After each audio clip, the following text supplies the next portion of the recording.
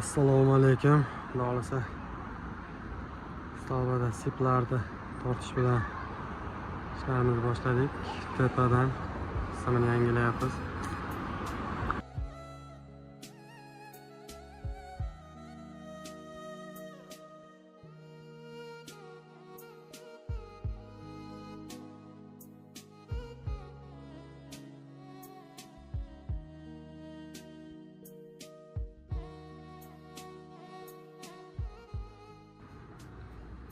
Nima qilyapmiz bu yerda?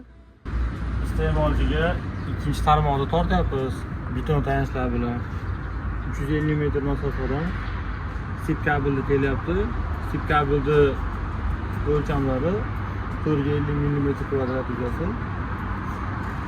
Asosiy tarmoq o'z transformatoridan uradi. Bu rezerv tarmoq. O'rtacha o'chib qolgan paytda biz 80 kW 100 kW ishlab turadi. Keyin bitta avtomat qo'yib qo'yamiz. 160 amperlik shu azali. Hop, sip kabelimizni ham oxirgi oralig'imizga tortib oldik. Buni mana bunaqangi maxsus uskuna bilan TAL, Dankirat, bunday ko'plab nomlari bor.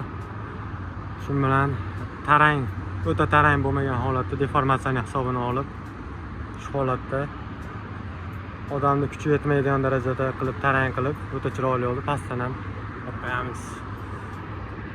Tepada visokovoltimiz.